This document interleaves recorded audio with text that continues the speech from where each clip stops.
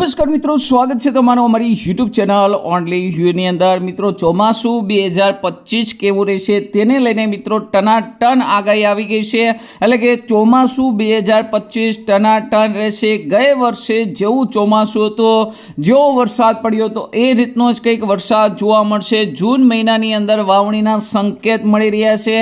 106% મિત્રો વરસાદની સંભાવના જોવા મળી રહી છે।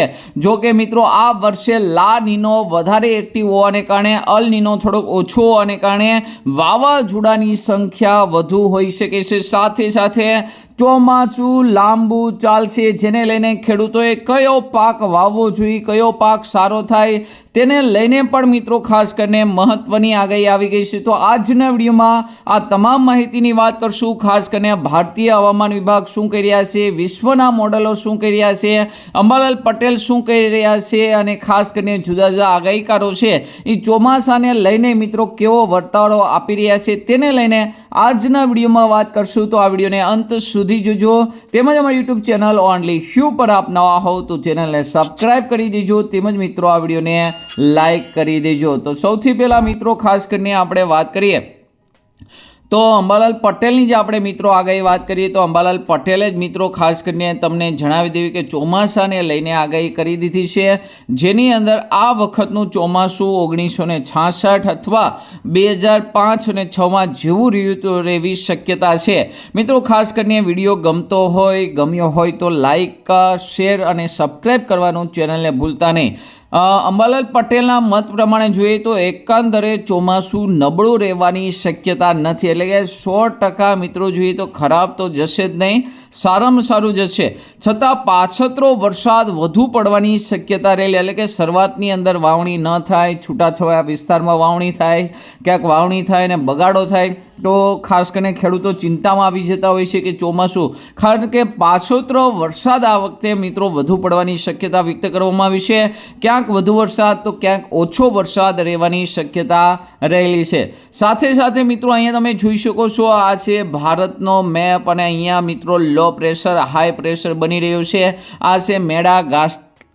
મિત્રો ખાસ કરીને ચોમાસાની જ્યારે શરૂઆત થતી હોય છે ત્યારે અહીંયા મિત્રો લો પ્રેશર સર્જાતા હોય છે, હાઈ હવા હોય છે, જેને લઈને જે પેસિફિક મહાસાગરમાંથી જે પવનો આવતા હોય છે તે મિત્રો અહીંયા આવી અને ખાસ કરીને પછી છે એટલે કે અહીંયા મિત્રો હાઈ પ્રેશર થવું જે ચોમાસાનું નિયમિતતા બતાવે છે અને ધીમે ધીમે ચોમાસાનો બેઝ બનતો દેખાવે છે। તો એ પ્રમાણે મિત્રો જોવા જઈએ તો આ છે ભારતનો મેપ અને ખાસ કરીને પવનોની દિશા આવી રીતે થઈ ગઈ છે। ટૂંક સમયમાં જ આ પવનોની દિશા આવી રીતે ચેન્જ થઈ અને ખાસ કરીને ચોમાસું છે એ ભારતની અંદર વિધિવત રીતે બેસશે।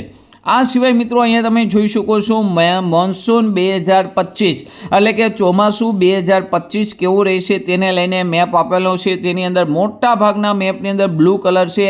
એનો મતલબ એવો થયો કે ખાસ કરીને ચોમાસાની અંદર આ વર્ષે વધુ વરસાદ પડવાનો છે। અહીંયા તમે જોઈ શકો છો ખાસ કરીને પશ્ચિમ ઘાટ, આ ઘાટની અંદર એટલે કે મહારાષ્ટ્ર, ગોવા છે, દક્ષિણ ગુજરાત છે, કેરળના ભાગ છે, આ ભાગોની અંદર એકદમ બ્લુ કલર છે તો આ વિસ્તારમાં વધારે વરસાદ પડી શકે છે। બંગાળની ખાડીમાં પણ એકદમ ઘાટો કલર છે તો બંગાળની ખાડીમાં પણ વધારે વાવાઝોડા બની શકે છે અને તેને લઈને ઓડિશા છે, ઝારખંડ છે, આ વિસ્તારોની અંદર પણ વધુ વાવાઝોડાને કારણે ભારે વરસાદ। આ સિવાય ઉત્તરાખંડની આસપાસ પણ સારા વરસાદની સંભાવના રહેલી છે। આ સિવાય ગુજરાતની અંદર પણ ખાસ કરીને દક્ષિણ ગુજરાત, દક્ષિણ સૌરાષ્ટ્રની અંદર સારા વરસાદના સંકેત છે। વિગતવાર માહિતી મેળવી ખાસ કરીને જુદા જુદા અનુમાન કહે છે કે મોન્સૂન પર અલ નીનો નહીં હોવાની ખાસ કરીને સંભાવના છે। એટલે કે અલ નીનો આ વર્ષે નહીં બને। મોન્સૂન છે જૂનથી લઈને ઓગસ્ટ સુધી મિત્રો આ ખાસ કરીને ગણવામાં આવે છે, જેની અંદર યુકે એમઓ એટલે યુકેનો ફોરકાસ્ટ છે, ECMW છે એનો ફોરકાસ્ટ છે, NCF એટલે કે અમેરિકાનો ફોરકાસ્ટ છે, જેણે છે ભારતીય ચોમાસું છે એ સામાન્યથી અધિક બતાવ્યું છે। એટલે કે આ જે મેપ છે એ તેમનો છે, એટલે કે જુદા જુદા વિશ્વના જે મોડલો છે તેમને મેપ રજૂ કરેલો છે, તેના પ્રમાણે ચોમાસું છે વધારે સારું જવાનું છે। જેની અંદર વાત કરીએ તો પશ્ચિમ તટ, કેરળ, કર્ણાટક, મહારાષ્ટ્ર, ગોવા, છત્તીસગઢ, મહારાષ્ટ્ર, ઓડિશા, નેપાળ, આ બધા વિસ્તારોની અંદર ઘાટો કલર આપણે જોયો જ્યાં વધારે વરસાદ પડવાનો છે, જ્યારે કેટલાક ભાગોની અંદર સામાન્ય ખાસ કરીને વરસાદ પડવાની છે।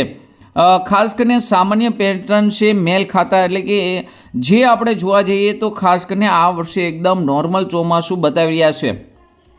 ખેતી માટે કેવું રહેશે તો સામાન્ય મોન્સૂન છે ફસલો, એટલે કે ખાસ કરીને આખા ભારતનું છે તો ચાવલ આદि કી बुआई और जलाशयों का लाभ मिला, એટલે કે ખાસ કરીને જે લોકો ચાવલ એટલે કે ચોખાની ખેતી કરે છે એના માટે ખાસ કરીને સારું રહેશે.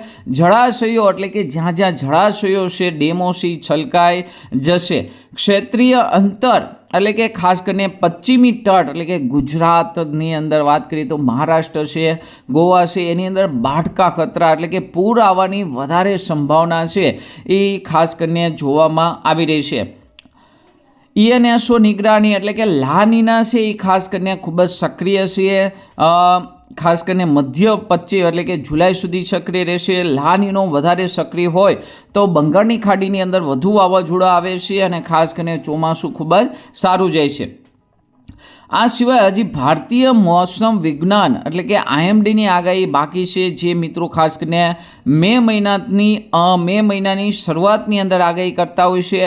જે મિત્રો ખાસ કરીને રાજ્યવાર આગાહી થતી હોય છે તો એની આગાહી છે એ આપણે જોવાની એક મિત્રો બાકી છે. ત્યારબાદ વાત કરીએ તો ખાસ કરીને અહીંયા મિત્રો 26 માર્ચ 2025ની અંદર ખાસ કરીને ભારતીય હવામાન વિભાગે મુંબઈ, ગુજરાત અને મહારાષ્ટ્ર માટે ચોમાસું કેવું રહેશે તેની અંદર ઇંગ્લિશની માહિતી આપેલી હતી. આપણે એની ગુજરાતીની અંદર મિત્રો અહીં ટ્રાન્સલેશન કરેલું છે. તો છેલ્લા 4 મહિનાથી લા નીનોની સ્થિતિ એટલે કે લા નીનો છે એ ખૂબ જ એક્ટિવ છે, જેને લઈને જોવા જઈએ તો આ વર્ષે ચોમાસું ખૂબ જ સારું રહેશે. ગુજરાત માટે પણ વાત કરેલી છે, વાવાઝોડા માટે પણ વાત કરેલી છે. બીજા ફકરાની અંદર એમ કીધું છે કે આ વર્ષે ભારતની અંદર ચોમાસું વહેલું શરૂ થવાનું સક્રિય છે, કારણ કે આપણે પહેલાં જ મેપ જોયો જેની અંદર ખાસ કરીને મેડાગાસ્કરની અંદર અત્યારે જ મિત્રો હાઈ પ્રેશર બની રહ્યા છે, જે મિત્રો ખાસ કરીને ચોમાસાને નજીક લાવશે. મહારાષ્ટ્રની અંદર જૂનના પ્રથમ સપ્તાહની સુધીની અંદર વરસાદની શરૂઆત થઈ શકે છે. તો ગુજરાતની અંદર પણ સમયસર ખાસ કરીને ચોમાસું આવે તેવી શક્યતા બતાવવામાં આવી છે. આ સિવાય ત્રીજા ફકરામાં કીધું છે કે આ વર્ષે ચોમાસું છે 102થી લઈને 106% છે એ રહી શકે છે, પરંતુ ગયા વર્ષ કરતાં થોડુંક ઓછું ચોમાસું છે એ રહી શકે છે, કારણ કે આ વર્ષે છે ચોમાસાની અંદર જ્યાં વરસાદ પડશે ત્યાં વધારે વરસાદ પડવાની સંભાવના રહેલી છે. આ સિવાય બીજી ખાસ કરીને આની અંદર વાવાઝોડાની પણ વાત કરેલી છે કે જૂનમાં એટલે કે શરૂઆતની અંદર 2 મજબૂત વાવાઝોડા જોવા મળે તેવી શક્યતા છે. એક અરબી સમુદ્રમાં અને બીજું બંગાળની ખાડીમાં. બંગાળની ખાડીમાં LPA ડિપ્રેશનની સરેરાશ સંખ્યા કરતાં વધુ છે આ વર્ષે વાવાઝોડા બનવાની શક્યતા છે. હાલ ખાડી છે એ શાંત હતી, પરંતુ ખાસ કરીને હવે મિત્રો અરબી સમુદ્ર ઉપર ફરી એકવાર વધુ વમળ અને ઘટનાઓ છે બની રહી છે, જેને લઈને ખાસ કરીને મહારાષ્ટ્રના જે ભાગો છે, ગુજરાતના ભાગો છે, આ વિસ્તારમાં ભારે વરસાદ જોવા મળી શકે, એટલે કે 2 વાવાઝોડા છે શરૂઆતની અંદર બની શકે એમ છે, અરબી સમુદ્રમાં અને બંગાળની ખાડીની અંદર બની શકે છે. તો આ વર્ષનું ચોમાસું અત્યારથીના સંકેતો મળી રહ્યા છે એકદમ ટનાટન રહેશે. લા નીનો એક્ટિવ હોવાને કારણે વાવાઝોડા થોડાક વધુ બની શકે છે. ચોમાસું લંબાવવાની શક્યતા પૂરેપૂરી છે, એટલે કે ચોમાસું લંબાય અને નવરાત્રિ, શરદ પૂનમ ને દિવાળી સુધી જો વરસાદ રહે તો કયા કયા પાક સારા થાય ખેડૂતો સમજી વિચારી અને ખાસ કરીને હવે ભારતીય અનુમાન છે એ મે મહિનાની શરૂઆતની અંદર આવી જશે.